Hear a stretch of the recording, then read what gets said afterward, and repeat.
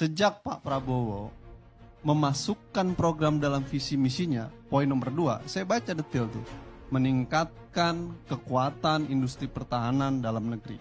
Sudahlah Bu, saya ini riset soal industri pertahanan sudah hampir 20 tahun lebih karena pernah dosen industri pertahanan ya. Semua kandidat diskusi industri pertahanan itu hanya lip service semua. Faktanya tidak ada yang membangun kekuatan industri pertahanan secara sungguh-sungguh. Apalagi Pak Prabowo. Nanti saya kenapa Pak Prabowo saya tekankan ya. Karena industri pertahanan itu teriak semua Bang. Baik dari dukungan anggaran, komitmen politik, pembelian.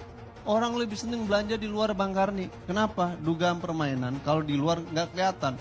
Kalau ke industri pertahanan, kelacak, KPK dan lain sebagainya. Jadi senang belanja di luar dibanding belanja di dalam negeri. Akhirnya orang diskusi bersembunyi di TOT. Aduh, TOT itu udahlah, kita diskusi yang sangat rumit dan kompleks. Kenapa saya tekan ke Pak Prabowo, Mas? Ya. Gerindra, Pak Prabowo selalu menyatakan bahwa memperkuat cinta tanah air, industri pertahanan, nasionalisme. Saya bilang itu semuanya sudah tuntas, tidak memiliki dasar yang kuat sejak Pak Prabowo mengajukan Omnibus Law bidang pertahanan. Itu yang nggak selesai itu. Kenapa? Omnibus Law bidang pertahanan itu menggeser paradigma pertahanan Indonesia dari kemandirian pertahanan menuju liberalisasi pertahanan. Di dalam Undang-Undang Industri Pertahanan yang lama, tier 1, tier 2, tier 3, swasta nggak boleh masuk. Ada beberapa tier yang nggak boleh masuk. Khususnya di inti, di lead sektor nggak bisa masuk. Lalu kemudian asing, di Undang-Undang modal asing nggak boleh masuk di isu-isu persenjataan dan lain sebagainya. Itu Undang-Undang Industri Pertahanan lama. Kenapa? Semangatnya adalah membangun kemandirian pertahanan. Sejak Pak Prabowo menjadi Menteri Pertahanan, dia mengajukan revisi Undang-Undang Industri Pertahanan di dalam Omnibus Law yang menjelaskan bahwa sektor swasta bisa masuk tier 1, tier 2, tier 3, bahkan menjadi lead sektor.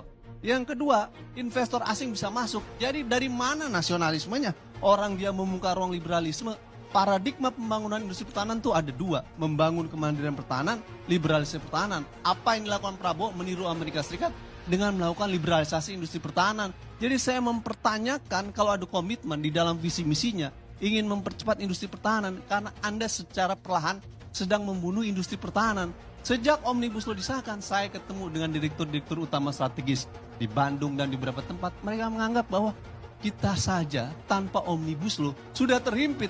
Dengan ada Omnibus Law kita harus kompetitif dengan swasta, industri swasta, asing dan lain sebagainya yang bisa masuk dalam negeri.